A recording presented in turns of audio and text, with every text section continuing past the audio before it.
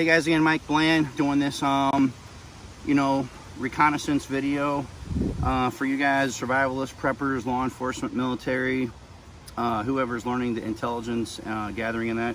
So basically, going to show you the gear or the little surveillance loadout I got here in this 511 bag, and this is a decent sized bag to carry some gear in. Water always. This stuff's just thrown in here for this video. One thing I still need to grab a hold of is a really nice, large spotting scope. Been checking out some different ones, probably get an Athlon for that.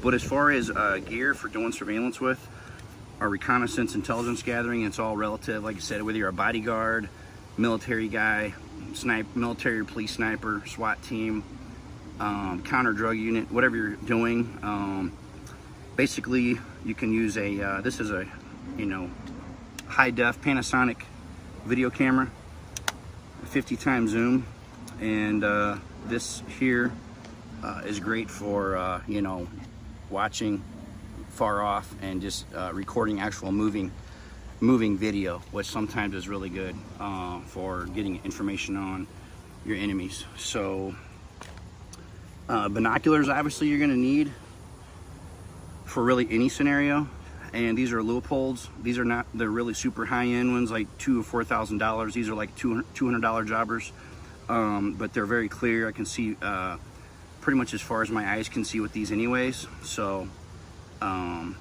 these are 10 by 42. So these are really good binoculars, but you're gonna just to get eyes on, like if you're a sniper, targets, or see if someone's coming your way or vehicles coming your way, or again, a place you're just setting up on to watch in general, to just take a quick peek. You're not going to be grabbing your camera around and looking through that as an optic, and you're not going to be really scanning around with the camera. So everything's going to have its own role when you're gathering intelligence as far as tools, just like any other tools, working on your house or whatever. But so the binoculars you can just grab quickly and look and focus in, multiple different places, and so they're just a real quick use tool. Or you could use them for the entire length of the intelligence gathering also, and you could sit there and watch the whole time and record your notes down. Speaking of that, the most important thing you're going to actually have out of all of this fancy gear is actually going to be always, just like when we were doing police work, the thing was, if you're a cop or you're a private investigator or some kind of military guy and you're doing reconnaissance and you don't have some type of notepad and pen, you're pretty much going to be worthless, because yes, the military has some of the high-tech stuff where you can do surveillance, and then they can instantly load that up to the laptop and the satellites, and then send it to their headquarters or their command command center, or those or a SWAT team could do that as well.